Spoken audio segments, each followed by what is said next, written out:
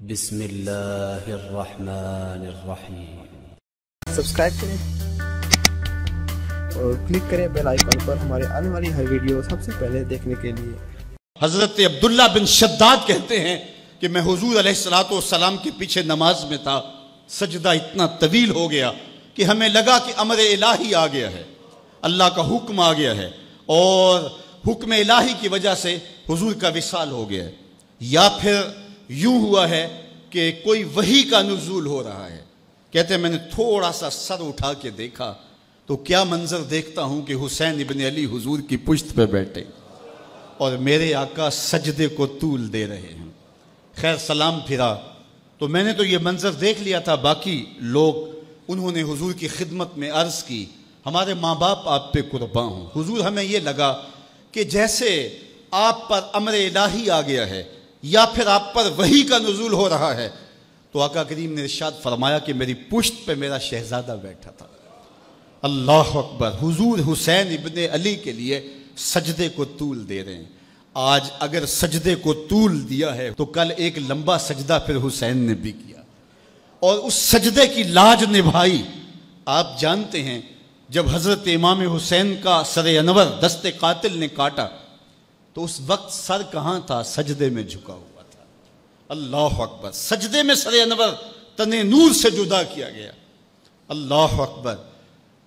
حضرت نبی رحمت عرفات کے میدان میں کھڑے ہیں تو کسی نے آ کے کہا اے اللہ کے محبوب، فلاں شخص فلاں آدمی لبیک لبیک پکارتا ہوا حج کرنے آ رہا تھا، اونٹ سے گرا ہے، گردن کی ہڈی ٹوٹ گئی، موت واقع ہو گئی ہے، کیا حکم ہے؟ فرمایا اسے احرام میں ہی کفن دیا جائے، جنازہ پڑھو اور اس کی تدفین کر دو۔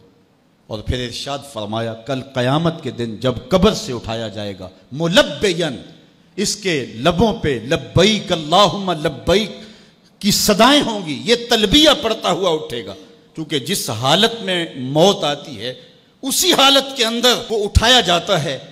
تو یہ حضور کا فرمان سامنے رکھنے کے بعد ذرا میرے جملوں کی طرف غور کیجئے۔ حسین ابن علی کا سر قاتل نے اس وقت کاٹا جب سجدے میں جھکا تھا، اور قبروں سے اٹھائے جائیں گے لیکن حسین ابن علی کا سر سجدے سے اٹھایا جائے گا۔ تو حسین تو آج بھی سجدے میں ہے۔ اتنا طویل سجدہ کسی نے نہیں کیا جو حسین ابن علی نے کیا۔ سر سجدے میں جھکا کے کہہ رہے ہیں مالک حسین کی قربانیاں قبول کر لے۔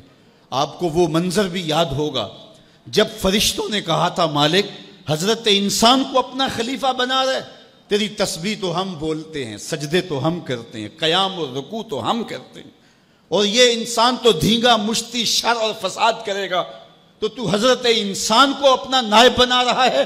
جواب آیا تھا انی اعلم ما لا تعلمون، فرشتوں جو میں جانتا ہوں وہ تم نہیں جانتے۔ تمہاری نظر عناصر اربعہ پہ ہے اور اس کا جو نتیجہ نکلنے والا ہے تم اس پہ نگاہیں جمائے ہوئے ہو۔ آگ، ہوا، مٹی، پانی، ان چاروں کا مجموعہ فساد نہیں کرے گا تو اور کیا ہوگا، شر نہیں کرے گا تو اور کیا ہوگا۔ لیکن تمہیں یہ نہیں پتا کہ اگر اس عناصر اربعہ میں محمد عربی کا لعاب مل جائے تو پھر حسین بنتا ہے، اور تم کہتے ہیں سجدے ہم کریں گے، رکوع ہم کریں گے۔